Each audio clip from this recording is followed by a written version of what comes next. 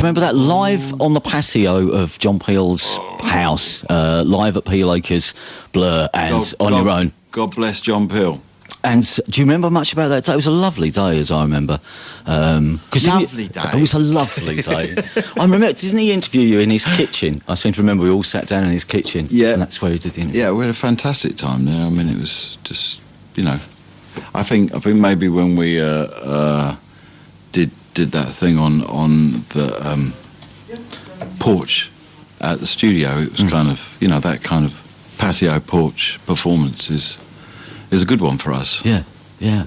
And I seem to remember as well, when we walked into his office, we walked past, and it was literally a huge bin full of unopened demos. And didn't you say as you were walking past, I bet ours is still in there? I think it's true. Yeah, it probably was, yeah. What's it like being back together again? And what was it like being in the studio? You know, good.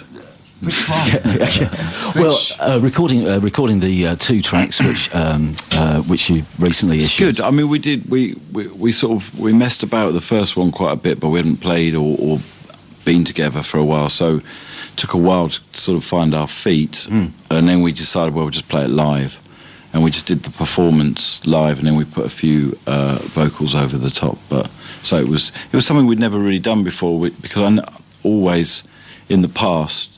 I never had my lyrics finished by the time that we were going to record, and this time they were there. So it was like the first time we really ever done it in that way, fully like that, wasn't it? Yeah, yeah. And was it? what?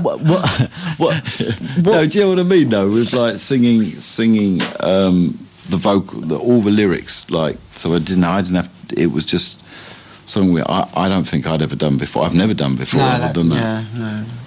And it's Sorry, I've just had some chips. don't tell me you've got food slump. You're supposed to be on in 15 minutes. Surely you're experienced enough to know now not to have chips 15 minutes ahead of going on stage. I couldn't resist it. It's that canteen. It is. Wafting, you know. BBC Canteen. Was it? I mean, is it? Everyone comes back to Blur slightly different than when they went away. Yeah. But does the whatever Blur is, that entity that is Blur, does that immediately? Does it have a life of its own almost now? Do you think? Well, it is a beast, and you have to sort of climb into it and reshape your seat. Yeah, I mean, it's a lot more. I mean, I thought it was kind of easy, but it actually, and it's a lot more than just adjusting your sort of the knobs on your amplifier and stuff. It is, but I think it's actually been easier this time around than 3 years ago almost. I think with hindsight, there was still sort of quite a lot of nerves and things like that. But I think those live shows really put an end to that. And when we were talking about being in the studio and these shows and rehearsing and everything, I think we have slotted into our roles, whether that's a good or bad thing. But no, I think we're still trying to find, you know, new things in each song, right? Yeah. You know, so something that you're very familiar with, you can approach it with something that, you know, is not so known. Well, I imagine you wouldn't do it now, and certainly wouldn't have come back again without producing something new, because it wouldn't be what Blur's about. Blur was always about foraging for the new, for moving forward, testing yourself. I suppose we felt, in a way, that, you know, we were working up towards Hyde Park, and that we couldn't really, or would want to put more than maybe 2 new songs into a set like that at that particular moment in time. You know, it's not although in a way it's not about us at all. It's about the end of something and everybody kind of celebrating that.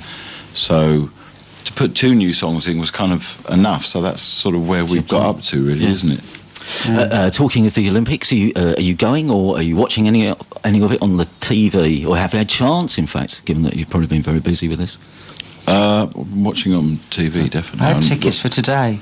Oh, what? That's how it happened. I couldn't do much about it. What were you going to go and see?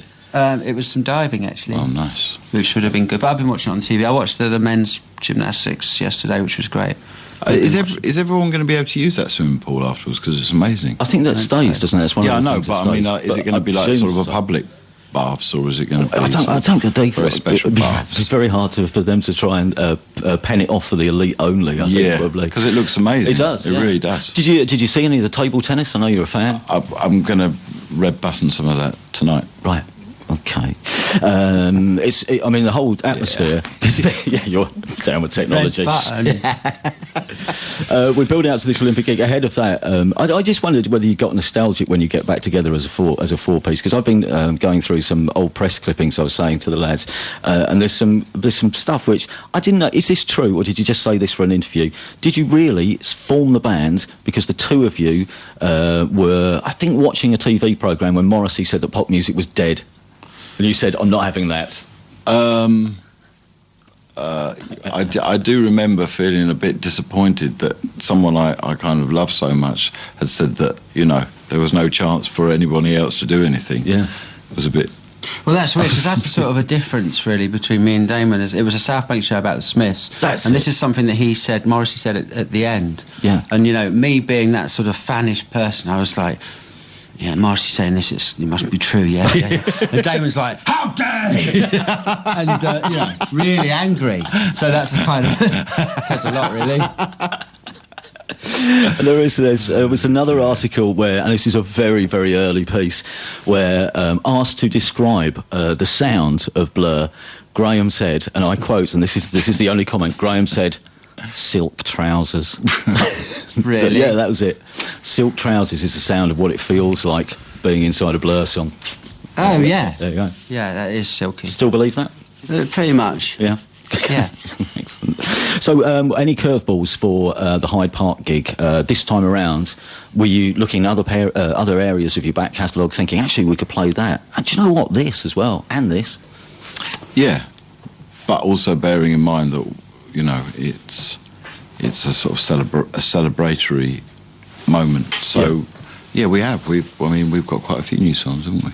Yeah, it's definitely, for me, it's definitely a trickier set than for me as well. It's a bit more sophisticated. Yeah. Yeah. But in the mood, managing the mix, it's still, as you say, a celebration, a triumphant type of collection song. There's one song which, Young and Lovely, which I don't think we've ever played live, have we?